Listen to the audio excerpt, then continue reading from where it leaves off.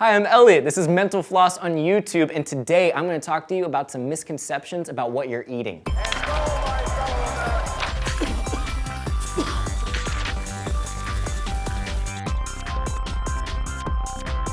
Misconception number one, MSG causes headaches. I know, MSG, this is like so early 2000s of me. Anyway, MSG is a less fancy way of saying monosodium glutamate, which is found in soy sauce, fast food, frozen dinners, and elsewhere. The US Food and Drug Administration has tested MSG 3 times, in 1958, 1991, and 1998. Each time, they found MSG to be safe for consumption as long as it was in normal amounts. The Mayo Clinic confirms the researchers haven't found a link between MSG and symptoms like headaches, sweating, and nausea. I personally have found a link between MSG and sweet and salty deliciousness. Misconception number 2, chimichangas are from Mexico. Though it's not clear exactly who invented the chimichanga, it was invented in Arizona. One story goes that they were invented on accident by a woman in Tucson who dropped a burrito into a deep fryer. Another story says that they were invented in Phoenix by a restaurant owner who thought frying burritos might preserve them for longer. It's gross. Either way, chimichangas are American. Misconception number 3, Twinkies never expire. I'm assuming you have the common sense to know this, but it's so funny we're just gonna talk about it anyway. Some believe that Hostess stopped producing Twinkies a long time ago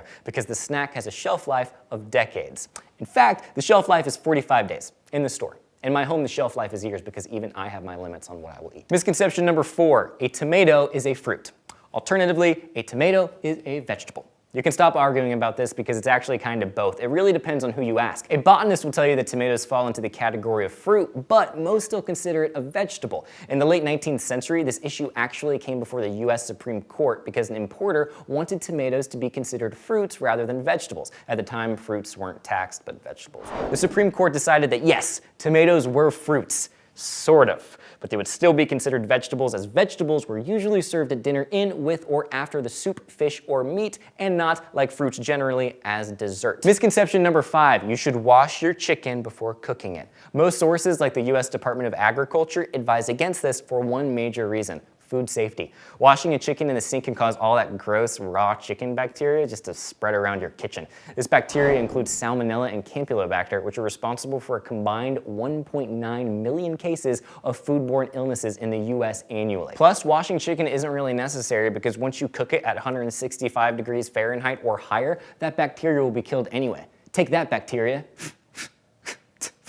Misconception number 6, white chocolate is chocolate.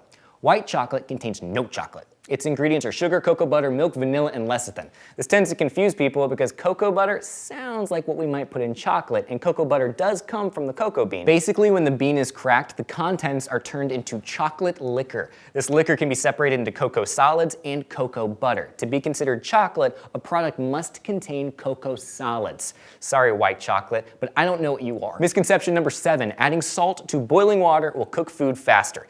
The idea behind this misconception actually makes a lot of sense. If you took chemistry, you'll know that salt water has a different boiling point, so it should make your pasta cook faster. But in reality, if you add 29.2 grams of salt, the boiling point increases by a mere ½ degree Celsius. Not only is that not a noticeable difference, you also likely wouldn't ever add that much, considering that is a full 5 teaspoons of salt. To noticeably change the water's boiling point, your food would be disgustingly salty. Misconception number 8, the stuff coming out of your meat is blood. Your red meat actually has a lot of water in it. When that water combines with the protein myoglobin, what results is a liquid that resembles blood. Animals like chickens and fish don't have a lot of myoglobin, so that's why we consider them white meat. Red meat is animals who have more myoglobin.